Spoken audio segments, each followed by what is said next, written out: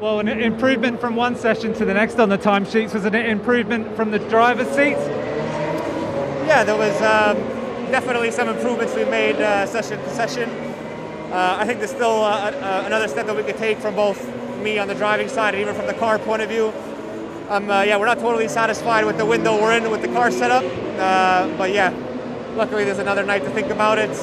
Obviously, whatever we do tonight might not be as relevant tomorrow because of the weather conditions. We might have a complete washout, so yeah, we'll have to wait and see what it does first, but we can make some steps for sure. I'm sure you didn't hear anything I said. I was looking for your earpieces. I was like, did you have earpieces in? He's like, definitely not. And then looking forward to tomorrow and the race, the weather obviously a big talking point. Do you feel like you've learned enough today that's going to help you in different weather conditions? I think what we learned today is going to help us for if we have dry conditions. So I guess out of all the days, still Sunday has the more likely the potential to be drier than Saturday, let's say. Still might be a bit touch and go with the wet. So yeah, I think we learned some things for the race for sure. But I have a feeling anything we learned today is not going to be so relevant for tomorrow's running, whether it's FP3 or quali. And we heard Max saying over the radio he's having trouble finding the speed to get past you in practice. Does that give you some confidence that the setup could be good for the race and keeping people behind you if you can qualify well?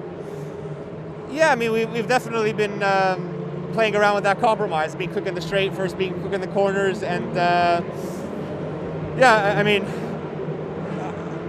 I guess it all depends on what will happen in the race in the first corners. I mean, if you find yourself in a good position, obviously qualifying would help that.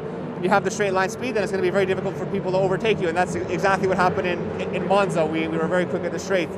So, but at the same time, if you don't get in that position and you're behind everyone, then you just might be a bit slower overall. So, it's something we're going to think about tonight. But it was actually pretty nice seeing him not able to overtake me because I wasn't using DRS either, which sometimes you could do in practice to maintain the position. But yeah, I mean, I'm sure they're on their own program as well, different engine modes, and we'll just focus on our job tomorrow. Cool. And just finally, which teams are you looking most closely at in terms of your competitiveness? I think it's the same few teams as normal. I mean, we're always obviously looking forward. So Alfa Romeo is obviously the closest competitor, and then like in Monza, potentially the midfield car is just ahead. So whether that's, to be honest, I don't remember exactly what the timing sheet was, but if that's like Monza, Aston and Alpine potentially. But so we'll see. We're definitely looking ahead.